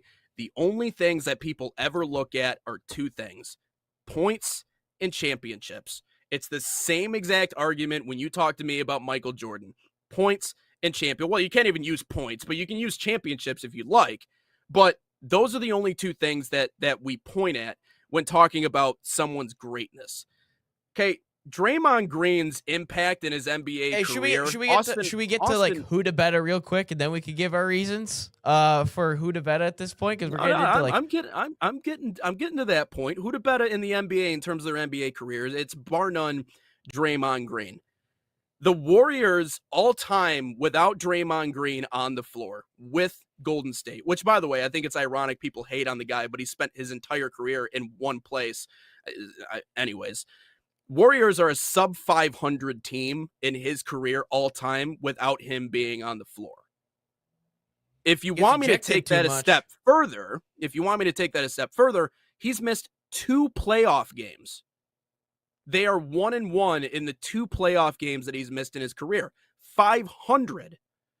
If the only way we're going to measure impact is by the amount of points that you score, well, then I'm sure that Kyle Korver must be one of the greatest basketball players of all time. I'm sure there are many other players that have scored a ton of points that should be considered much greater in their NBA careers than what Draymond was. But scoring points was not where his impact was felt. It's hypocritical for him to say that Steve Kerr held him back. He didn't hold him back at all, especially offensively. But being the guy for the design screens, being an all-NBA defensive player multiple times, being the best defensive player on that team in 2017, when again they had the Avengers, and they had to put the Avengers together to beat LeBron James. You can't blame the Warriors. They had to do that to beat LeBron. His impact defensively and rebounding, he's the first player ever to reach 500 in rebounds, assists, and points all at the same time. First player in NBA history to ever do so. So the flash and the glam and what we saw from Austin Rivers in college, hey, that's great. But man, when you got to the NBA, your impact was nada. And can we really blame Draymond Green for being drafted into an organization that knows what they're doing? Can we blame that on an individual player? Like, oh, how dare you? You got drafted by an organization that puts you in a good position. Like, how dare Patrick Mahomes get drafted by the Chiefs and be put into a place in which he's going to thrive? And how dare these other first-round picks that go to the Lions or the Jets or the Browns or any of these other places that see their careers flame out in a year, how dare they go to those places? No, man, I ain't going to hold it against him that he got drafted by the Warriors. But if you look at the numbers, you'll see the impact that he's made. I understand the NBA Hall of Fame is a place that, I feel like anybody can kind of get in. And it is weak in some ways. But if I do agree, he is a Hall of Famer. He is a Hall of Famer through and through. And so if we're going to do who to bet, I just thought I would take an opportunity to kind of go after Austin Rivers. Because listen, I'm not going to bash you on nepotism. Okay, there's a reason why Bronny James is playing in the NBA right now. And I mean, we know why he's playing in the NBA right now. My man averaged 2 points at USC or whatever the hell it was. So I'm not going to bash you on nepotism, but sometimes it pays to understand why you were in that position in the first place and kind of watch it when you're going after Draymond Green. So anyways, I don't like Draymond slander. I really don't. So look, back to your 1-1 in playoff games without him. That was his fault because he got ejected. So I think that stat is irrelevant because that's Draymond's fault because he swung at LeBron and stepped on Sabonis. I think that stat is a little irrelevant. 2, if Draymond doesn't swing at LeBron, they probably win another championship, but he did that, and all the momentum swung back to the Cavs and all that, and then force a Game 7. So I think your 1-1 stat is a little irrelevant in this whole thing. I will say Draymond Green is the better NBA basketball player than Austin Rivers. I mean, Austin Rivers, his best years is when his dad was the coach and he was playing 15. He was dropping 15 points a game, 12 points per game. But let's not fault the NBA for giving dudes who average 12 points a game $30 million a year. Let's not fault that. That's what happens all the time in the NBA because the NBA has stupid money. So the $200 million in the grand scheme of things might not really be a whole lot to NBA because of the absurd contracts that certain players get. Yeah. I think Chandler Parsons was getting like $35 million a year for existing. I will say Draymond is better. But I will say, I mean, he kind of is one of the luckiest players of all time. He had the greatest shooters of all time. He had arguably the greatest basketball team of all time. And I'm not going to discredit his basketball IQ. I think he's a very smart basketball player. What hurts him is his mouth, his arrogance, his yelling at everyone, his crashing out on everyone. I think let's be real, it's a big thing. I mean, we are just comparing like two weak who to bet is at this point. I really can't really say anything because Draymond Green is. My whole point was that one's not weak, the other is weak. Yeah, the one, aka Austin Rivers, because he's in the media now, gets to claim whatever he wants to claim. Is he lucky for getting drafted by the Golden State Warriors? Yes, I think anybody would be fortunate to be selected by an organization where you know they're going to put you in a position to succeed. The only way you're not going to is if you don't follow the program. Of course he's lucky. Of course. But I'm just saying, dude should never blame Steve Kerr for anything because Steve Kerr designed the Warriors along with Mark Jackson should get a lot of credit for instilling the defensive mindset.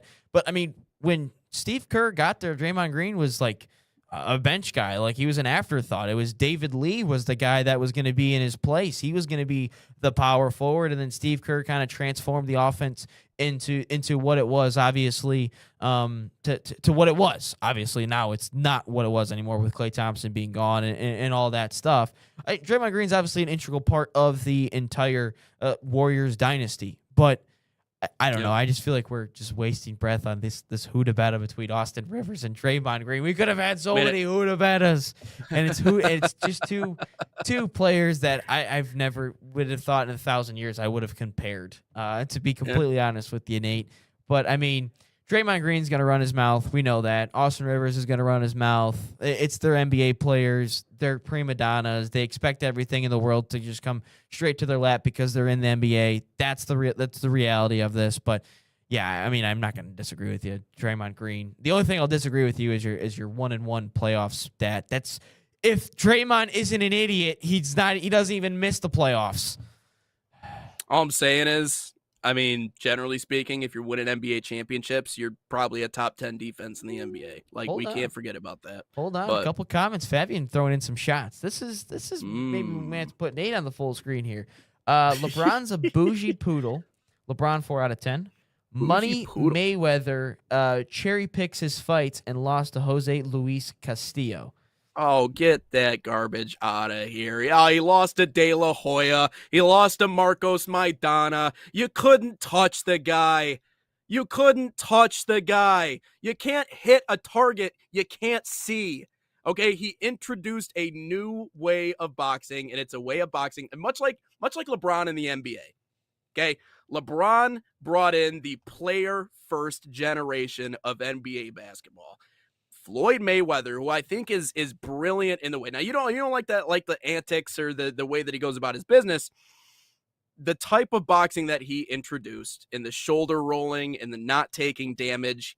He's like, you look at all the other boxers that came before him, Ali, all of these guys who have CTE and these other things. They can't walk, they can't talk, they can't do any of those things. He goes, the best way to go out and win is to make sure I don't get hit. And the guy was quite literally invisible. Fabian, he got knocked down once, momentarily, in his career. Once. I like that you emphasize the career part. Once. Career. I mean, I thank got you. you emphasize it. But over 50, knocked down once. He faced De La Hoya. He faced Pacquiao. Conor McGregor, I really can't, but McGregor got a few shots in on him, but all of those McGregor's guys. not even a boxer. Yeah, but he was knocked down once. One time. And it was like down to a knee for like 5 seconds. So there's no better defensive boxer in the history of boxing than Floyd Mayweather. Best heavyweight of all time is Muhammad Ali. Manny no doubt Pacquiao about should have beat it. Floyd Mayweather. Just saying. The bougie poodle, yeah, that's funny. I do think that's Manny funny. Pacquiao But, should beat Floyd Mayweather. Just saying. She should have got that result. Did you say she? I said he should have got that result. Oh, I thought you said she. I was like, oh, well, No, Manny's a man. He should have. He should have got that result. Oh, that's funny. That's funny. No, but in terms of the bougie poodle thing, I mean, listen, man, like that same Warriors team, like they had to get KD to beat LeBron. Like they had to. They beat LeBron without KD. Clay, Steph, Draymond weren't enough before. Fabian faced them. Deficit. Steph, Clay, and Draymond beat LeBron already. 2015. That's true. He faced them. Didn't do it the second year. The second year, if Draymond doesn't swing and be an idiot, they probably win that one too.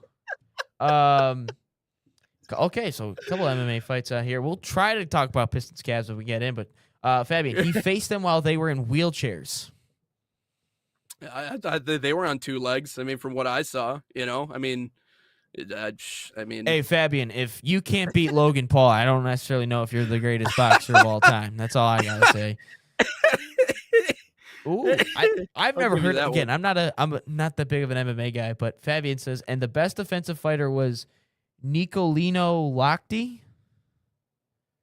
You know who that is? Mixed martial arts, MMA, or boxing. Or boxing. My bad. I'm not a boxing guy. Not a fighting guy. I watch him. Yeah. I like it, but I don't pay attention like I should. The best defensive fighter was Nicolino Lochte. That's what I'm assuming. Jake Paul from Schrock says Jake Paul should have never beaten Tyson. Probably not. That just gives boxing a bad rap. Dude, that was elder abuse from the beginning. That should have never been allowed. Tyson just wanted money. That's all he wanted. I'll say this about Lochte. You know what cracks me up about these old boxers is how much they fought. Like, I don't think they like clearly because medicine no and one health cared was not about a your thing. mental well-being back then. But they're like, you can move, wins you can talk, fight. in 4 years. Holy crap, man! Was he fighting pizza delivery drivers? Who the hell was this dude boxing? Oh man! Remember, Fabian does have like an MMA gym. I think he's like an MMA owner somewhere down in. I think his gym's Puerto Rico. Just remember that. Yeah. So he knows ball. That's crazy. 117 ball. wins in 4 years. Goodness gracious. He knows gloves or The rings. untouchable. I don't know what you say when it comes to boxing and fighting. No, I will say Floyd has been very smart about the fights that he has picked and the fights that he has accepted. But, being a good It's almost like businessman, I feel LeBron just picking and choosing what team he wants to join. Amen.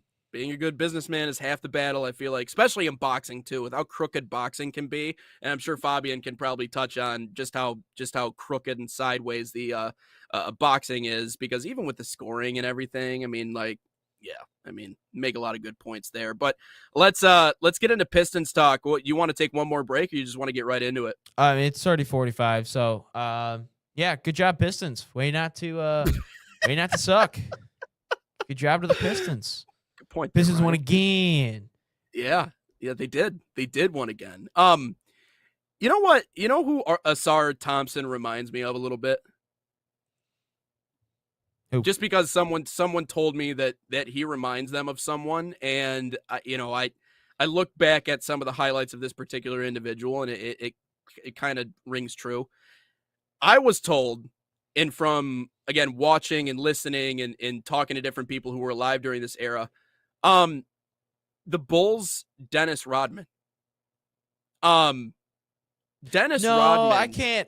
I can't say that because Asar knows how to at least put the ball in the basket a little bit. That is true. That is true. Dennis so just couldn't do anything offensively. Like, no, you give him the ball, it's like, right. Dude, take it.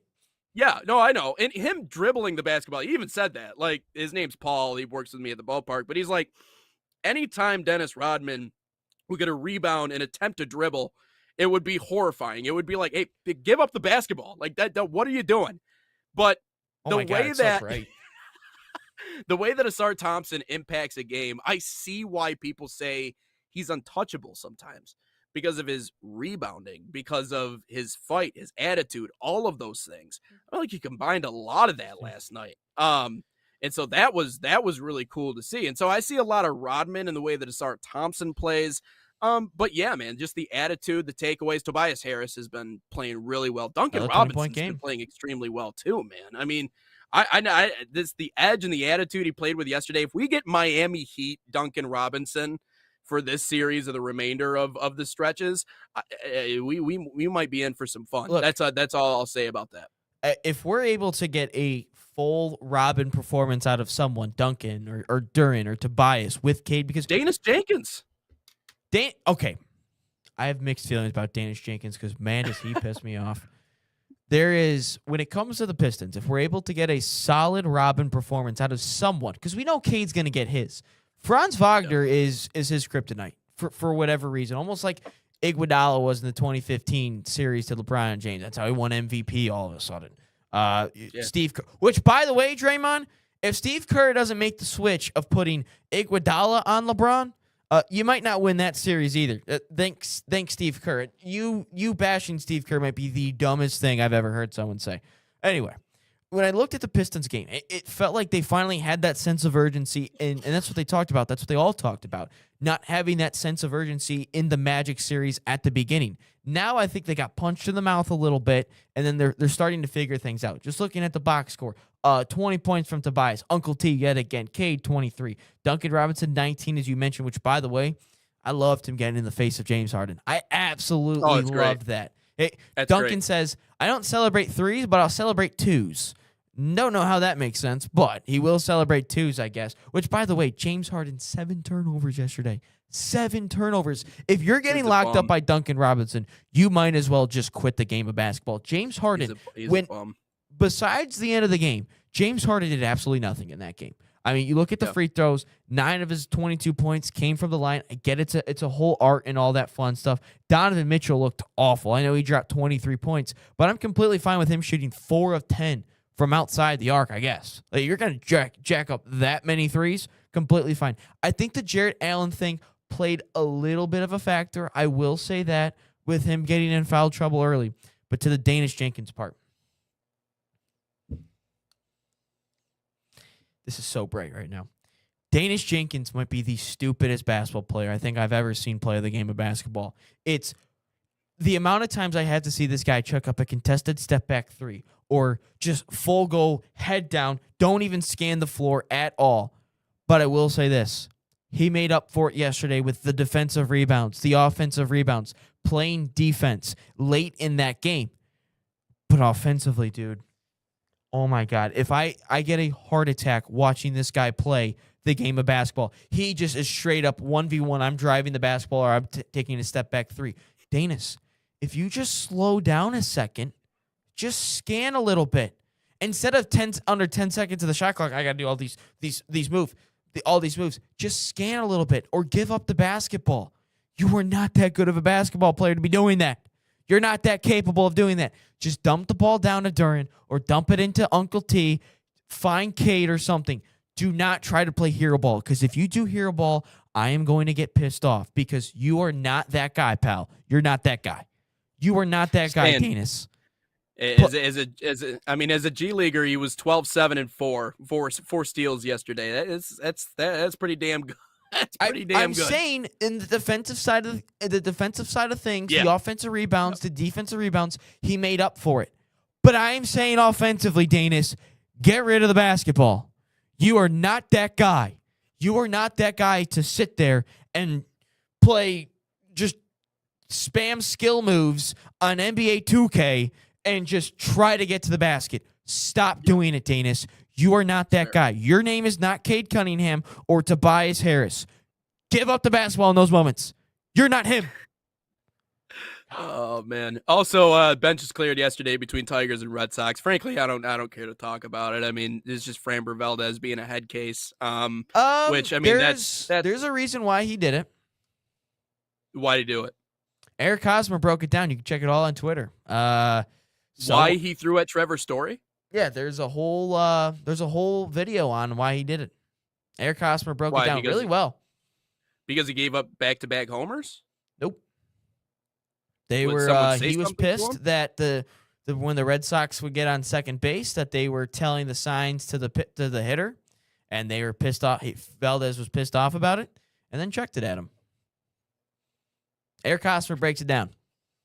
Okay, so are we justifying what Framber Valdez did yesterday? Dude, the team is 500. I could have cared less what the Tigers did yesterday. Those are the least amount on my mind. Also, I saw Arsenal make a Champions League final. I saw the Pistons win a playoff game. I could give two shits about what the Detroit Tigers did yesterday. Can you even steal signs in modern baseball? I mean, I understand you can see where the catcher's setting up, but we have pitch com now. There's no excuse for that. Just in watch my mind. Hosmer. Also, I think it's a little tacky to see Andy Dirks claiming that he didn't deserve to be thrown out of the game. I mean, it's just, I don't know. But watch anyways, Eric Hosmer on Twitter. It'll tell you. It's a 4-minute video. Pitch better.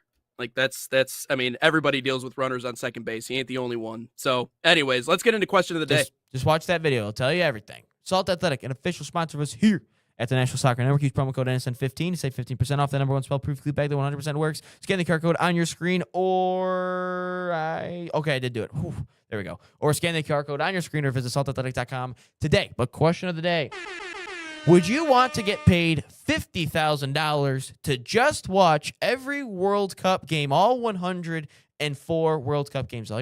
All your job is to watch. This is a real job position, by the way, from FIFA. God. Or Fox, I should say. Yes. Yeah. Yes. Yes. The answer is yes. Next question.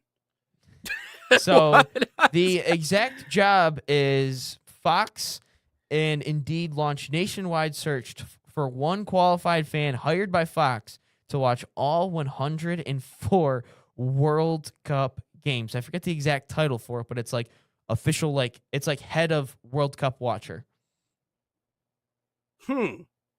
So, as someone who watches every single match and is getting paid $50,000, what are you doing by watching every single match? Like, what's in the job description?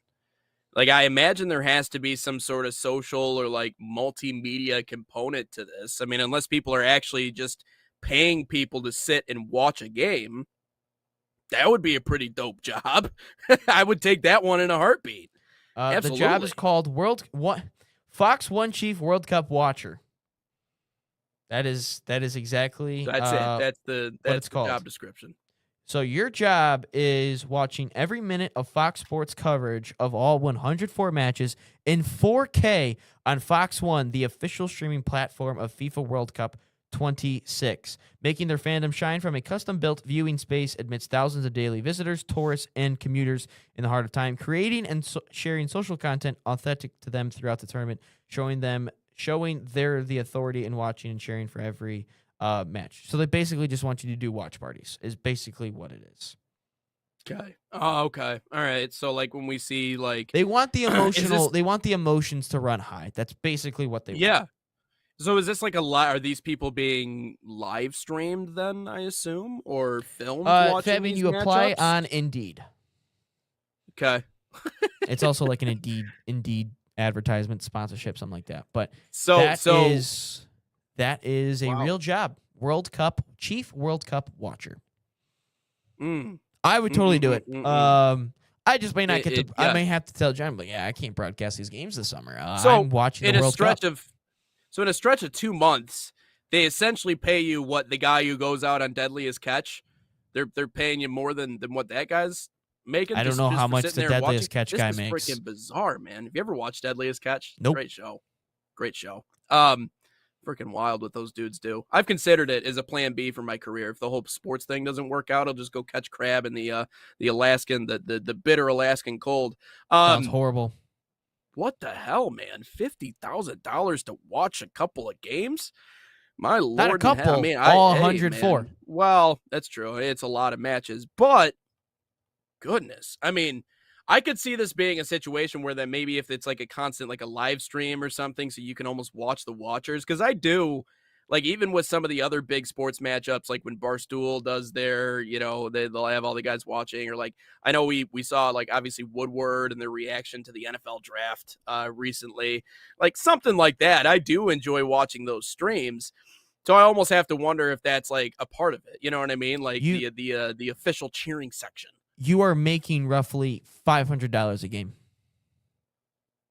To sit there Ouch. and watch Ouch. soccer Mm. all day long. So in other words, you're already putting in your application. Oh, 100%. Why wouldn't I? Understand. Okay. All right. Well, good. Well, I look forward to not seeing you on the show for the next couple of months, and then Yeah. you magically reappearing after the World Cup. Yeah, who's going to produce this thing? Oh, man. Hey, I wanted to extend a special thank you to everybody joining us here on the show, as well as anyone dropping into the comment section. Again, no show coming up tomorrow. I will be, obviously, I got an 11 a.m. game, so that'll be a fun one, but no show tomorrow. We will have a show the following day. Again, Neil Rule set to join us on that one. We'll also have a couple of other people as we continue to ramp up for the USL season and everything that's involved with that. But 284 coming up on Friday. Again, when we talk to those people, give us a follow on social media, National Soccer Network, again, as well as Sports Nation. That is sports with a Z. But until we talk to you guys on Friday, keep it locked. We'll talk to you then here on Inside the Game.